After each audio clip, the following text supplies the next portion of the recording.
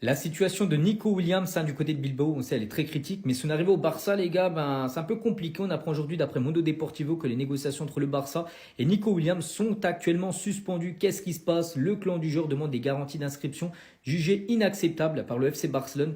Pour l'instant, le deal est sur le point d'échouer. Bon, on en saura beaucoup plus là dans les prochaines heures. Et concernant le streamer Gérard Romero, quelqu'un de très bien renseigné sur le Barça, donc il a dit, je vais continuer à le dire, je suis sûr à 90% que Nico Williams ira au Barça, mais je suis également très sûr que même si un désastre se produit ou que l'accord avec Barcelone échoue, Nico Williams ça ne restera en aucun cas du côté de Bilbao, c'est sûr à 100% qu'il quittera bien Bilbao, peut-être pour aller au Barça ou dans un autre club. Et concernant la saison prochaine, voici en gros pour l'instant l'équipe. Donc on peut voir chaque poste en gros, il y a qui par exemple, qui est en milieu central. Donc là, il y a Pedri, Gavi, voir De Jong, Casado, Bernal, Rafinha, Olmo en numéro 10. En ailier droit, les gars, il y a seulement Lamine Yamal. C'est pour ça qu'il faudrait peut-être recruter, bien sûr, un nouveau ailier droit. On peut voir Lewandowski, même Nico Williams, bien sûr, s'il débarque au club. Voilà, on peut voir tous les premières options, même les deuxièmes options, bien sûr, pour rendre ses flics. Attendez. L'été dernier, on s'est pris une clim pour Nico Williams. Et cette année aussi, on va s'en prendre une. La signature de Nico Williams est pour l'instant en suspens. Les négociations entre Barcelone et l'agent du joueur sont au point mort ces derniers jours. L'entourage du joueur exige des garanties écrites pour sa signature que le club considère inacceptables à ce stade. Et en supplément, au club, certaines personnes pensent toujours que le transfert de Luis Diaz pourrait être une option plus viable que celle de Nico Williams. Et de l'autre côté, on apprend ça. Le Barça accélère le processus pour l'arrivée de Nico Williams. Tous les contrats sont rédigés et prêts à être signés par les deux parties. Le club a finalisé les démarches ce week-end et son entourage est désormais au courant. C'est incroyable. J'ai même pas les mots. Genre pour le deuxième été consécutif, on va se manger une clim. Ça c'est exactement ce que j'aurais dit si je connaissais pas les médias. Concernant Nico Williams, du calme. On sait qu'à l'heure actuelle, il y a un accord total avec le joueur. Il a clairement envie de venir au Barça. Le Barça compte lever sa clause début juillet. Actuellement, on est le 30 juin. Le mois de juillet débutera demain. Et à ce moment-là, on aura plus d'infos. En tout cas, personnellement, je pense que Nico Williams au Barça, ça va se faire. Toutes les infos qui sortent de gauche à droite pour mettre le doute dans la communauté, personnellement, j'y crois pas. Et je reste persuadé que dans quelques jours, cette saga sera terminée. Bref, en tout cas, n'hésitez pas à me donner vos avis dans les commentaires, histoire de savoir ce que vous en pensez. Et moi, je lirai tout ça. L'agent Nico Williams qui est finalement retentissant, demandant des garanties d'inscription de son joueur, ce qui est normal. Des nouvelles de Ferran Torres. Encore le Barça libéré des salaires différés car ils ont tout réglé. On en parle tout de suite. Après, ça déclarait que ça fait 15 jours que Ferran Torres a commencé sa pré-saison. En effet, il y a quelques jours, il avait posté ça sur Instagram. Il montrait qu'il était de retour et prêt au charbon. J'aime bien Flix qu'il a instauré là. Il nous a quittés sur une performance où il a fait 3 passes D en Classico. Il nous avait quittés en ayant eu une appendicite. Je crois on dit ça comme ça, je sais pas comment on dit, ça m'énerve. Donc du coup, on n'a pas pu profiter des derniers matchs et même de la célébration du triplé. Donc ça fait plaisir de le revoir en bonne santé. Concernant Nico Williams, apparemment son agent s'est calmé. L'agent du joueur exige des garanties d'inscription que le club ne veut pas promettre.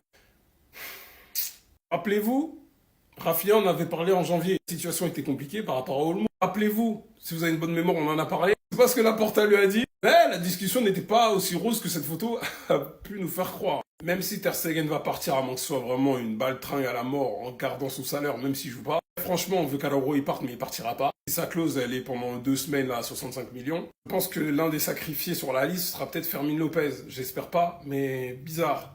Donc pas de panique, ça va se faire, mais bon. Surtout que tous les contrats sont prêts, quoi. Donc en vrai, allez-y. Le club aura finalisé le paiement des salaires différés des joueurs de l'équipe première. 8 tranches de paiement. Des joueurs comme Messi, Coutinho, Umtiti, Coman, etc. Ah, Bartomeu. Dieu merci, le club est libéré de tout ça. Et enfin, Rony va signer au FC Barcelone. Du coup, tous les documents sont prêts avec les deux clubs. Le Barça est incapable aujourd'hui de garantir l'inscription de Nico Williams sur la liste. Ce qui fait qu'aujourd'hui, le deal prend du retard. Parce que l'entourage de Nico Williams a demandé au Barça d'intégrer à sa signature, à son contrat, des garanties par rapport à son inscription sur la liste. Parce que forcément, le cas d'Dani Olmo, les gars, il a marqué son monde. Et personne n'a envie de se retrouver dans ce cas-là. Parce qu'un cas qui a été honteux, et on sait très bien que si ça n'avait pas été le Barça avec ses privilèges, aucun autre club de Liga aurait pu inscrire un joueur plus d'un mois après le délai légal. Donc aujourd'hui, l'entourage veut des garanties, le Barça est incapable de les apporter. En Espagne, on parle donc d'une grosse vente potentielle du côté de Barcelone pour rentrer des liquidités et du coup pour enlever un gros salaire aussi de la masse salariale pour pouvoir justement apporter ces garanties pour la signature de Nico Williams. Il faut savoir que le Bayern reste à l'affût aussi dans ce dossier, mais que c'est un dossier qui va avoir un aspect symbolique en Espagne. Parce que Bilbao, depuis la saison dernière, est en train de se battre et met une pression énorme sur les instances pour faire respecter une certaine équité d'un point de vue financier. C'est-à-dire qu'aujourd'hui, les clubs râlent Parce que le Barça, on le sait très bien, depuis des années, et surtout les dernières années, se permet de continuer de dépenser des sommes incroyables, se permet de pouvoir ne pas respecter les règles au niveau des inscriptions de ses joueurs, etc. et a des privilèges juste incroyables, alors que financièrement, la situation est alarmante. Et aujourd'hui, il y a cette espèce de déficit d'équité qui fait râler les clubs. Et Bilbao, aujourd'hui, veut marquer le coup, a mis une pression incroyable sur les instances, en mode, si jamais ce deal-là se fait, si le deal Nico Williams se fait, il y a intérêt que tout se passe dans les clous. Sinon, entre guillemets, ça fait un peu scandale. Donc si jamais, voilà, on va suivre ce dossier à la lettre, ça va être symbolique. Si ça se fait pas, quelque part, ce sera la victoire de Bilbao sur le Barça et sur les instances, en mode, voilà, la pression aura marché. À un moment, ça suffit d'avoir des clubs qui peuvent bénéficier d'avantages et d'une inéquité, d'une protection, qui n'est pas le cas pour tous les autres clubs de Liga. Voilà, à un moment, ça suffit les conneries. C'est un peu le discours du côté de Bilbao. Et on va suivre ce dossier à la lettre. Mais en tout cas, une chose est sûre, c'est que pour l'instant, rien n'est bouclé. Dis-moi toi ce que t'en penses en commentaire. Ce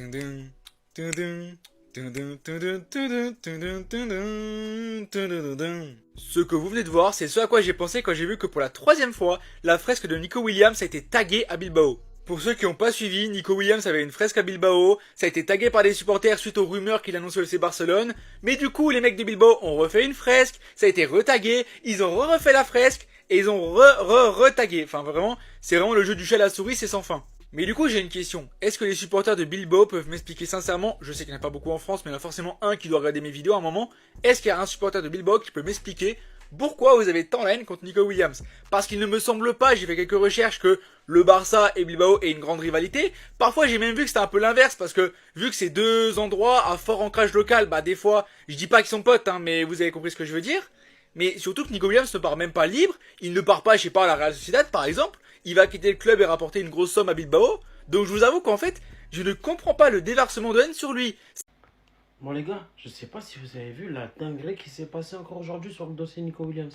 C'est ça que j'aime au FC Barcelone. Ça bouge tous les jours. Regardez encore ce qui vient de se passer.